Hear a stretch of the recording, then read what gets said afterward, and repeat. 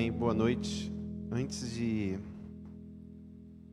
começarmos a palavra, gostaria de fazer algo diferente. É muito bom a gente pertencer a um Deus de amor. É muito bom a gente pertencer a uma igreja viva, a uma igreja que tem irmãos que nos abraçam, nos acolhem, oram pela gente, nos aconselham. Isso é importante. Mas mais importante é a gente lembrar do que Deus fez pela gente. Mais importante é a gente lembrar do que Jesus fez pela gente. Então, nesse momento, eu queria pedir para você fechar os seus olhos. Vamos fazer um pequeno momento aqui. E eu quero que você lembre, desde o dia do seu nascimento até agora,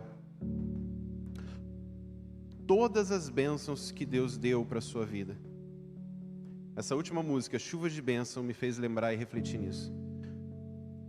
Quantos aqui já sofreram ou participaram de um milagre de Deus? Quantos aqui já tiveram uma bênção financeira no último segundo, aquele fôlego que precisou? Quantos aqui viram a restauração do seu casamento, ou do casamento dos seus filhos, ou de alguém da sua família? Reflita nisso. Pense nisso. E comece a lembrar o quanto Deus foi bom com você. Deus tem sido bom com a sua casa, com a sua família, durante muitos dias na sua vida. E eu queria que você, sozinho, onde você está agora, você pudesse falar só para você e Deus ouvir. Obrigado, Jesus. Eu sou grato por tudo que você tem feito na minha vida. Eu glorifico o teu nome, porque você tem sido bom comigo, mesmo eu não merecendo. Eu exalto o teu trono, porque as tuas bênçãos têm me alcançado dia após dia, apesar do mundo em que vivemos.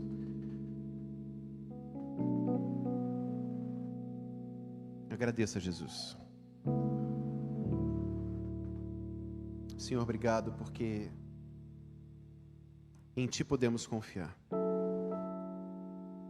Quando toda a nossa esperança se vai, quando tudo que a gente confia e aonde a gente se estabelece cai ao nosso redor, a gente ainda pode olhar para cima, segurar nas Tuas mãos e confiar em Ti.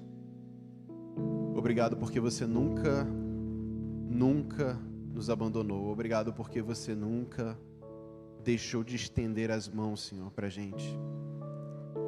Obrigado porque a Tua fidelidade alcançou a casa de todos nós, Senhor, durante todos esses anos, Senhor. Nós glorificamos o Teu nome, Senhor. Glorificamos o Teu nome. Aplauda ao Senhor. Amém.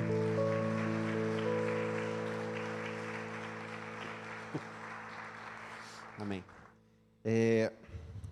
Hoje o tema da mensagem é o método da brandura, né? E eu queria abrir a Bíblia no Evangelho de Mateus, capítulo 11, versículo 28. Por favor.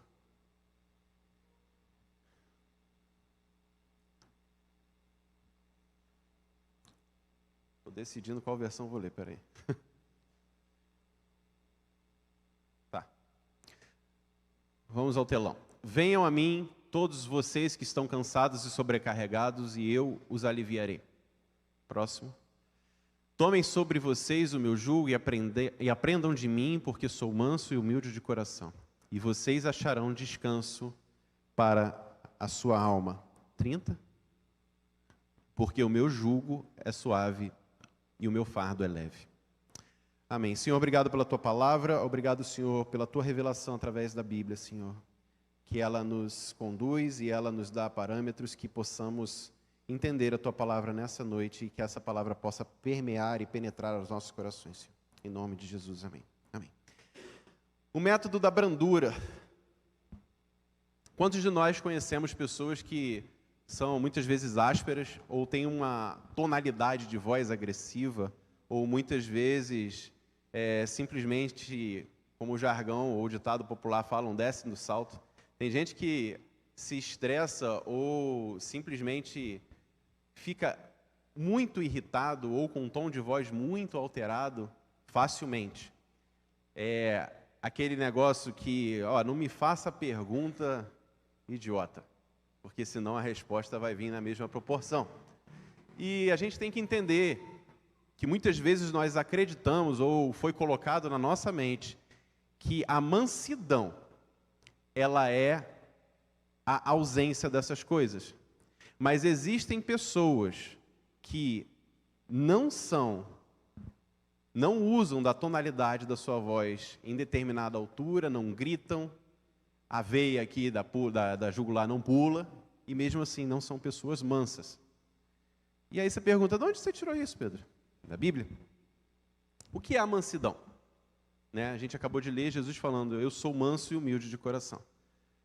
A última pregação que eu falei sobre ter uma vida boa, sobre a bondade, e a gente viu aqui que a bondade, ela é nada mais do que aquilo que cumpre o seu propósito. Tanto é que Jesus falou, por que me chamas bom? Bom só existe um, que é Deus. Por que Deus é bom? Por que Jesus fala isso, que Deus é bom? Porque Deus cumpriu o seu propósito, Ele criou o mundo. E naquele momento Jesus estava a caminho do seu propósito, cumprindo o seu chamado. Então Ele não poderia ser bom ainda, porque ninguém é bom e ninguém é ruim até que termine a obra. A gente tem que entender também que a mansidão, ela é justamente esse caminho que nós trilhamos para que um dia possamos ser julgados, se bom ou não. Porque seremos julgados se cumprimos ou não o nosso propósito. Então, nesse momento, Jesus ele deixa claro, aprendei-vos de mim, que sou manso e humilde de coração. A mansidade e a humildade, elas andam juntas. Porque nós temos que entender que a humildade, ela não é pensar menos de mim, ela é pensar menos em mim. Então eu não vou me rebaixar, eu sou um filho do rei, eu tenho que andar com a cabeça erguida, não com o nariz empinado, eu tenho que saber o que eu tenho poder para fazer sobre essa terra, poder que o meu Senhor Jesus me deu. Pregar o Evangelho, fazer discípulos, ir às nações e falar aos corações daqueles que estão perdidos e precisam ouvir o Evangelho. Mas é impossível você fazer isso se você não tem um coração manso. O que é a mansidão? A palavra manso, no grego, ela significa força sob controle. A palavra mansa no grego é praus. E o que é essa força sob controle? A referência desse significado é uma figura de um cavalo que foi dominado ou subjugado.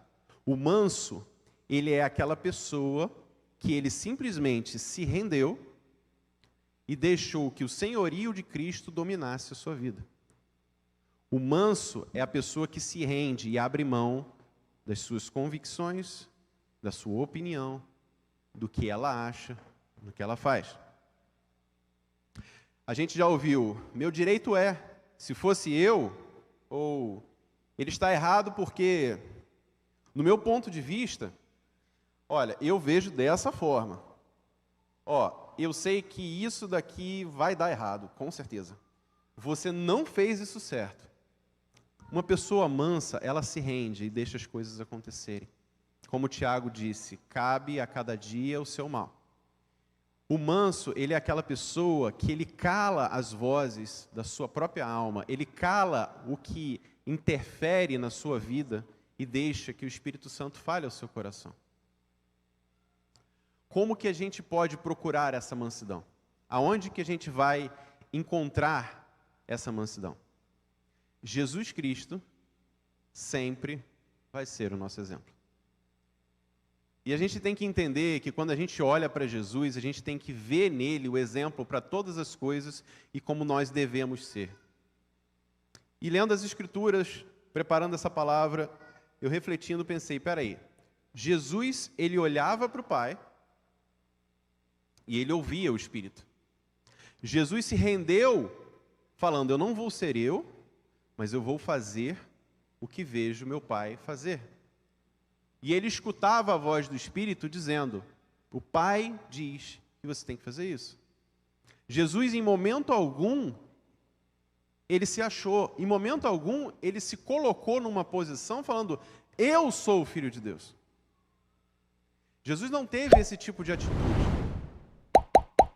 O único ponto que nós conseguimos ver na palavra de Deus, que Jesus teve um pouquinho de estresse,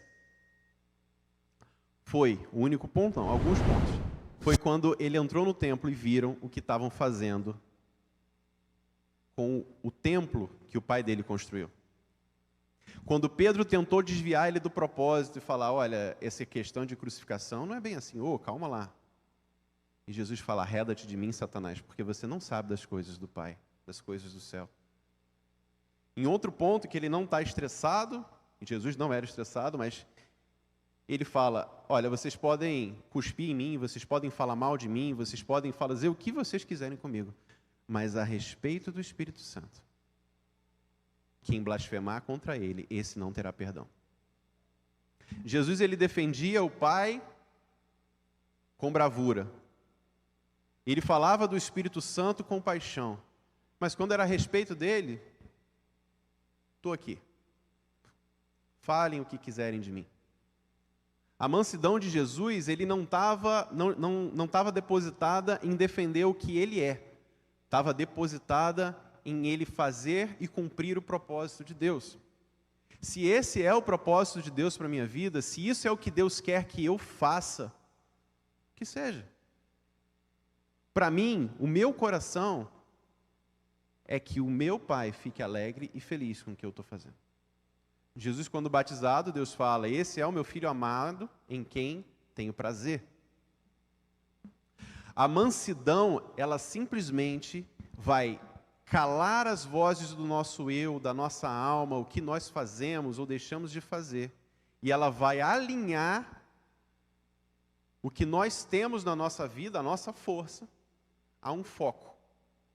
A mansidão, ela não deixa você desperdiçar a sua força. Voltando ao exemplo do cavalo, a mansidão é como se fosse um cavalo que foi dominado ou subjugado. Ele não perdeu a sua força, ele não deixou de ser forte. Se ele quiser, ele ainda puxa uma diligência, uma carroça. Ele ainda é forte, mas ele está com a sua força controlada.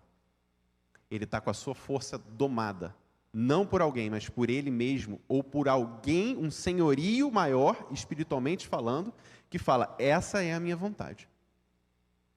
Aquele que decide ser manso, e ser manso é uma decisão, é aquele que decide cumprir o propósito de Deus na sua própria vida. O manso, ele simplesmente olha para o Pai e fala, estão aqui os meus sonhos. Eu quero cumprir os seus sonhos.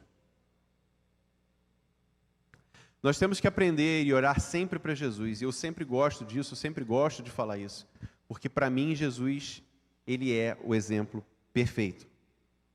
A referência desse significado, como falei, é um cavalo selvagem que foi domado e subjugado.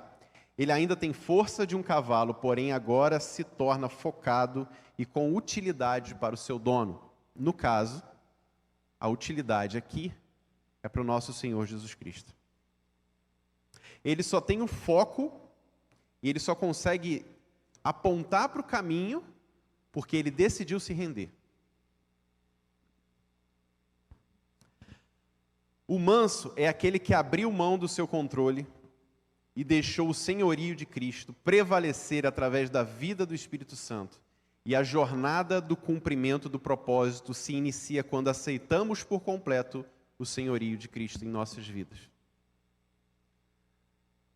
Quando você vê uma pessoa que ela não tem o conhecimento da vida do Espírito, o conhecimento da vida de Cristo, você consegue ver que ela está perdida na vida.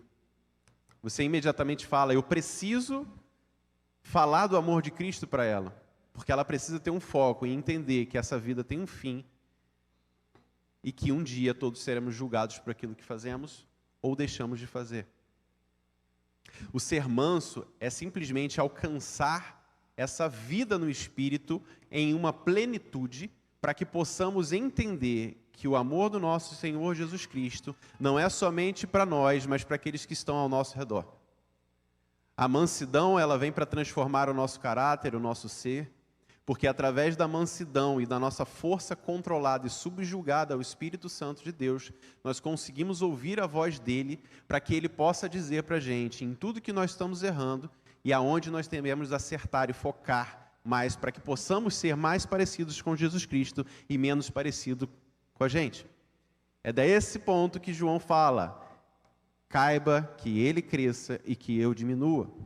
Porque João, nesse contexto, nesse ponto, ele estava falando, mas olha, as pessoas estão falando mais de Jesus.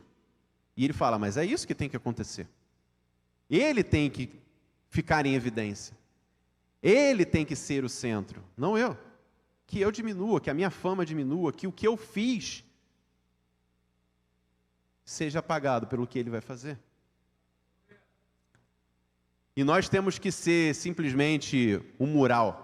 Nós temos que ser simplesmente o outdoor, para que as pessoas olhem para a gente, para esse mural, para esse outdoor, para essa propaganda e falem, eu vejo Jesus.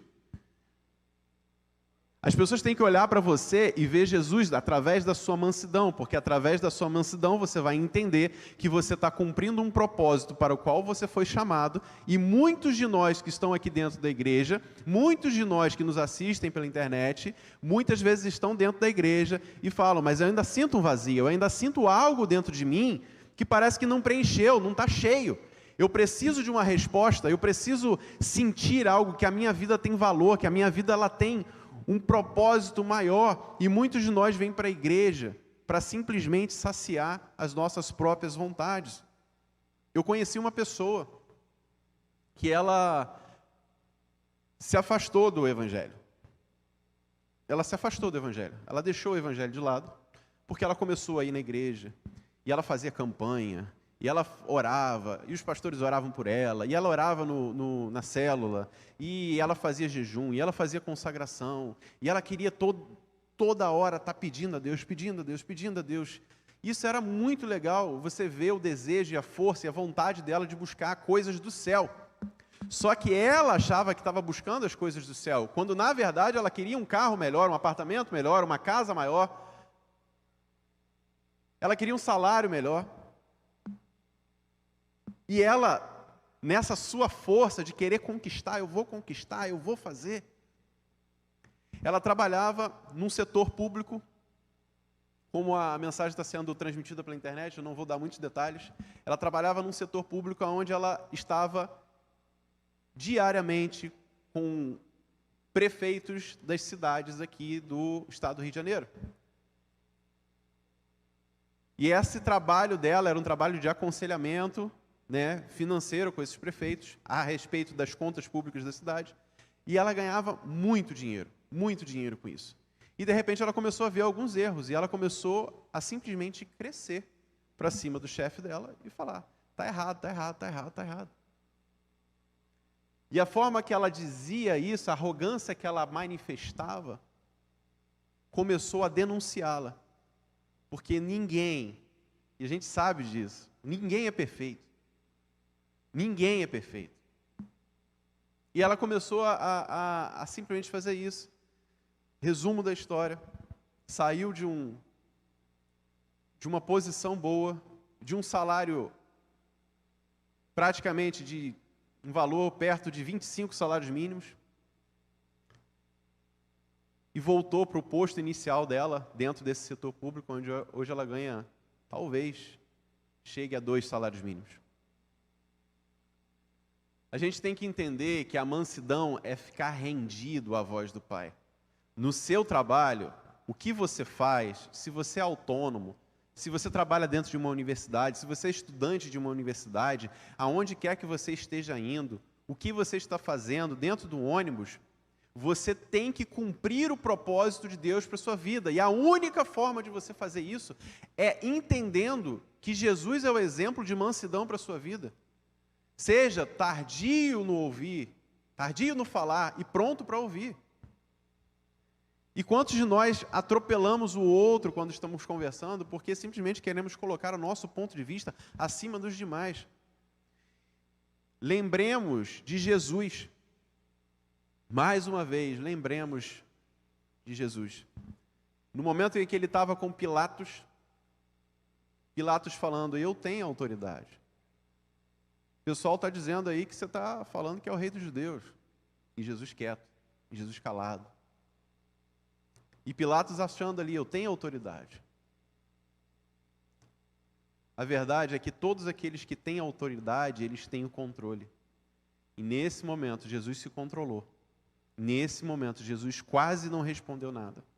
Onde a única fala dele foi, nenhuma autoridade teria sido dada a você se não fosse do meu Pai que está no céu. Jesus decidiu se render naquele momento. Ele decidiu ser uma pessoa que estava cumprindo o propósito de Deus. Jesus, naquele momento que ele estava sendo julgado por Pilatos, com uma conversa com Pilatos, Jesus, no momento que ele estava no Getsemane com Pedro, onde Pedro cortou a orelha do soldado, nesses dois momentos Jesus podia simplesmente ter orado, falando, exército de anjos, desçam aqui e resolvam essa situação. Ele podia ter feito isso. Só que se ele fizesse isso, ele não estaria cumprindo o propósito. Ele não estaria sendo manso. E aí volto a repetir, ser manso é se render ao que Deus está fazendo na sua vida, ao que Deus está fazendo no seu trabalho, ao que Deus está fazendo no seu casamento.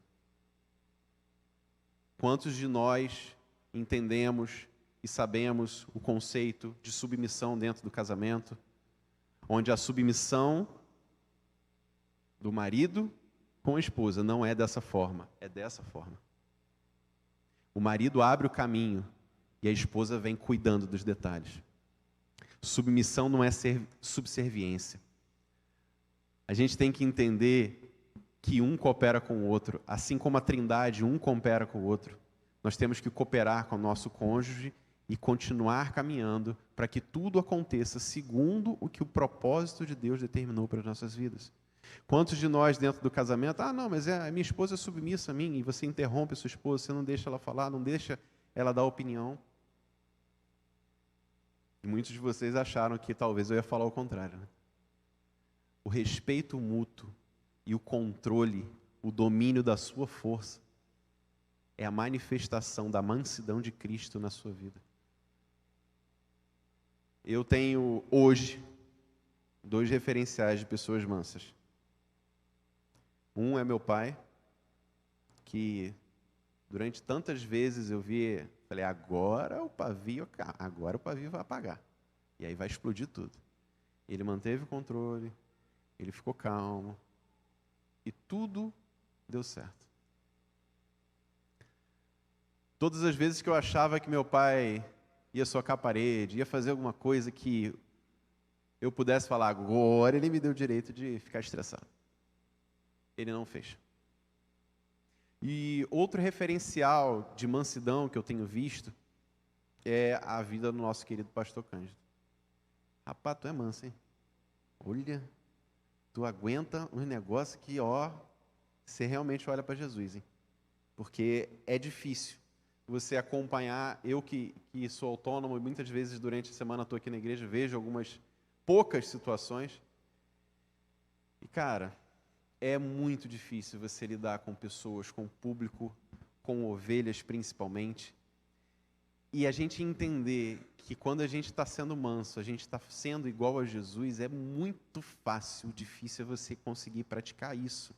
Só que você não vai conseguir praticar essa mansidão se você não se rende, se você não desiste.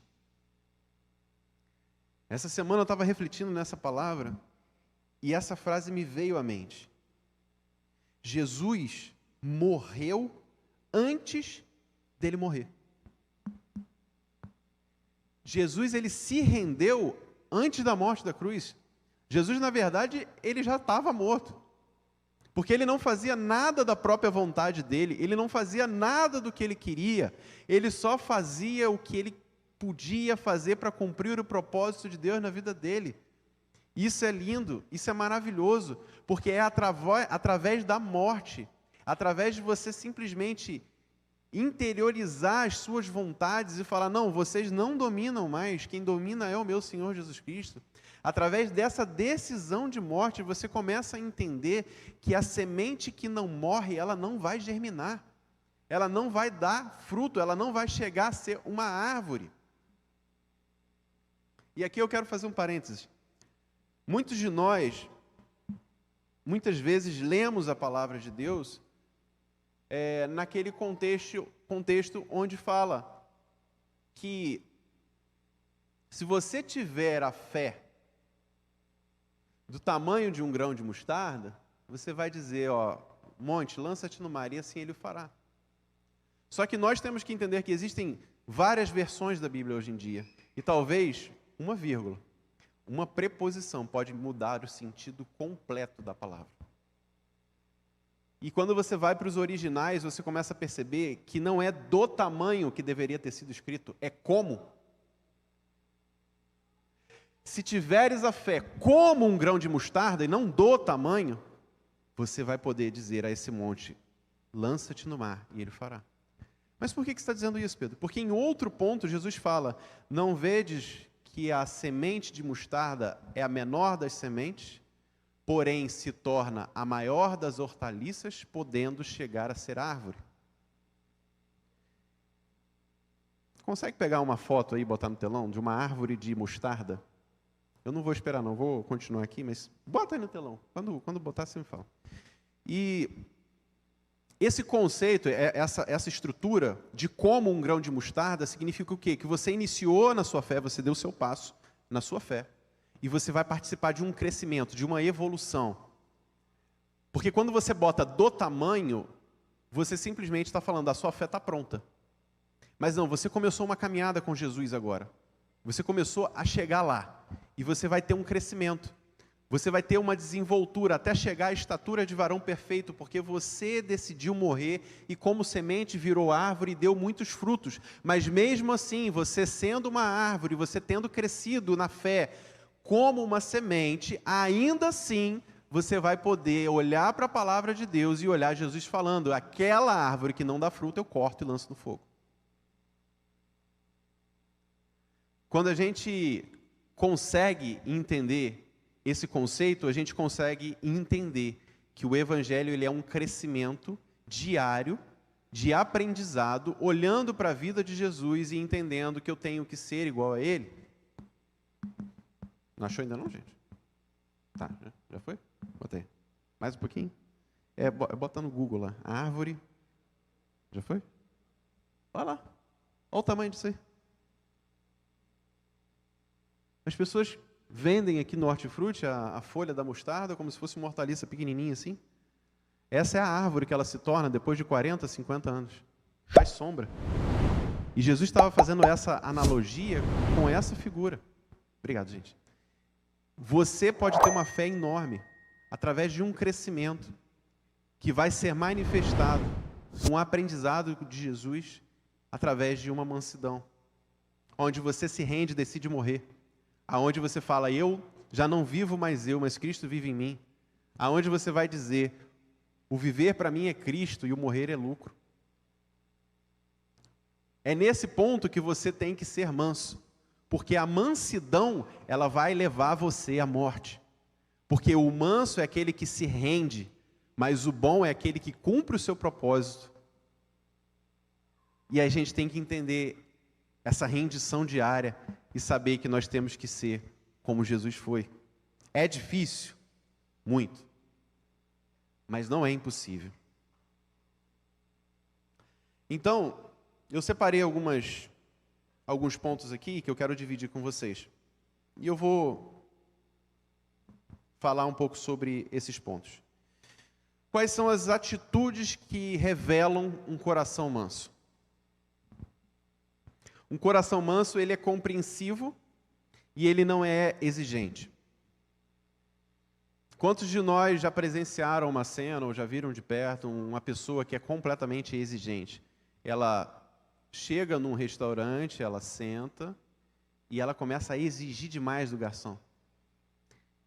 Ela começa a falar, ó, tá fria, ó, você não chegou pela direita, tem que chegar pela esquerda. Olha, a colher não está no local certo. A pessoa começa a ser exigente demais, começa a ser mesquinha demais. Uma pessoa que tem um coração manso é uma pessoa que tem um coração compreensivo. Ela olha e fala, não sei como é que está o dia dele.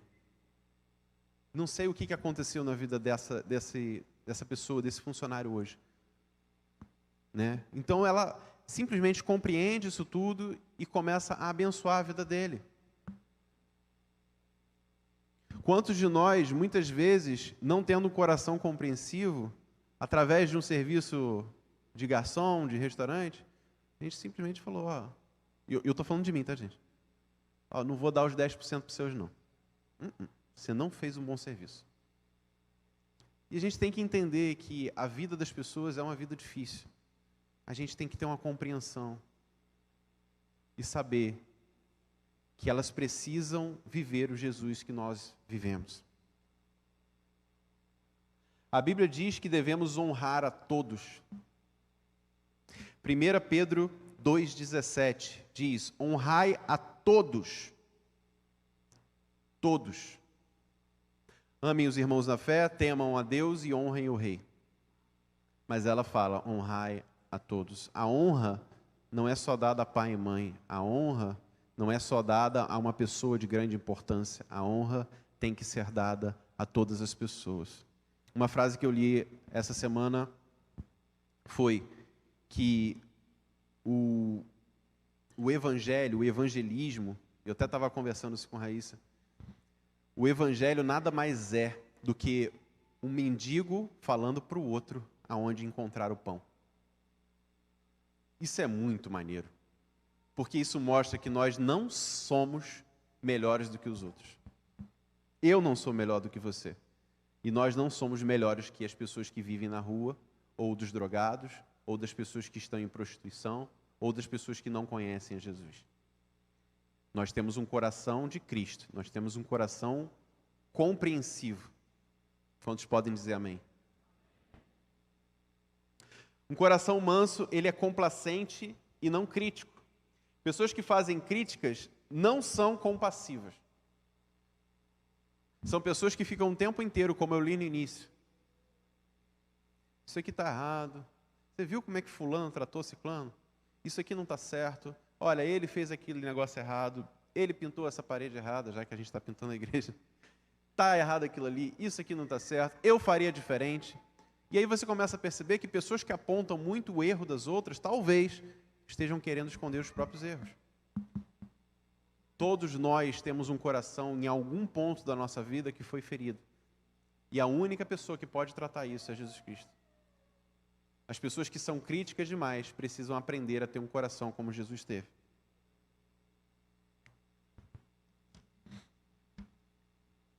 O outro ponto, para você identificar ou revelar um coração manso, é a pessoa que é delicada. A pessoa prova sua maturidade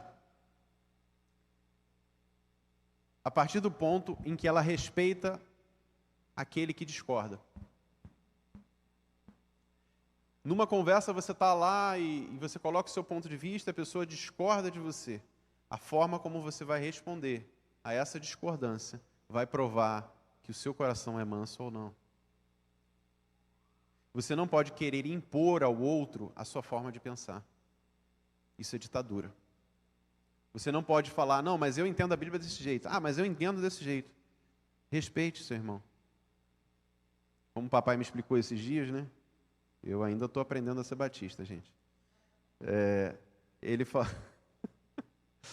falou que a declaração de fé dos batistas é um local onde há espaço para discussão, para o debate, para que haja crescimento. A partir do momento em que você coloca o seu ponto e fala, eu penso assim e todo mundo tem que pensar assim, você cortou o crescimento de todas as pessoas do ambiente. Então nós temos que ser delicados, prontos para ouvir, tardios no nosso falar, para que a gente possa ter uma evolução através do que o Espírito Santo está falando ao coração de todos aqui. O outro ponto é ser receptivo e não inacessível. Tiago 1:19. Por favor, abra lá. Vocês sabem essas coisas, meus amados irmãos. Cada um esteja pronto para ouvir, mas seja tardio para falar e tardio para ficar irado. Não significa que você ser acessível, não significa que você sempre vai estar disponível, mas que você tem que dar ouvido a todas as pessoas. As pessoas também têm que entender que você tem o seu tempo, você tem a sua família, você tem o seu trabalho. Mas você não pode ficar ignorando a pessoa para sempre. Você tem que sentar, conversar com a pessoa, ajudar a pessoa, orar com a pessoa, entender o que está acontecendo. E é nesse momento, são nessas horas que o Espírito Santo te usa para que você dê uma palavra de conforto, amigável, para todos aqueles que precisam. E em último ponto, a gente tem que entender que o coração manso, ele não é aquele coração que age. Na verdade, ele não é o coração que reage, ele é o coração que age. Se você pega um ciclo vicioso como a falta de perdão, a pessoa fez isso contra mim. Agora eu vou me vingar. E aí a pessoa vinga-se de você, que você se vinga da pessoa e assim vai eternamente. O coração manso, ele não reage, ele age. Qual é a ação? É o perdão. Quando você perdoa, você rompe esse ciclo e as coisas continuam caminhando. Então você tem que entender que toda reação, ela faz parte de um coração ferido. E quando nós agimos através do perdão ou da honra, a gente rompe o ciclo e a gente faz com que essas coisas não aconteçam mais. Há uns anos atrás eu tive um ensinamento muito forte sobre honra, sobre como honrar as pessoas, o que isso acarreta na nossa vida cristã e o que isso traz de benefício para a gente, para os nossos corações. E no meio desse ensinamento, a minha esposa chegou para mim e falou: Pedro, tem uma pessoa no meu trabalho que está me perseguindo. Ela não sai do meu pé. Toda vez que eu falo com ela, ela vira a cara. Eu acho que ela está falando mal de mim. E está acontecendo um monte de coisa no trabalho. Está um negócio complicado. Eu falei, tá bom, vamos orar. Acabou de orar. Eu falei, você vai fazer o seguinte, o que ela gosta? Ela, como assim, o que ela gosta? Eu falei, fala alguma coisa que ela gosta. Eu sei que ela gosta de chocolate. Então amanhã você vai, antes de ir para o trabalho, vai passar na Americanas, você vai comprar 1 ou 2 barras de chocolate, você vai chegar lá e vai falar, lembrei de você. E assim Raíssa fez. A pessoa morreu de amores por Raíssa até Raíssa sair daquele trabalho. A gente tem que entender que muitas vezes a mansidão, ela pode trazer a honra junto. E uma das coisas que eu mais gosto sobre o assunto de honra é que um ambiente de honra, ele perpetua a manifestação da presença de Deus. Isso foi uma das pérolas que eu mais guardei no meu coração. Um local onde um irmão está honrando o outro. É onde o Espírito Santo está se agradando. E essa igreja está cumprindo o seu propósito através dessa mansidão. Amém? Eu acho que acabei.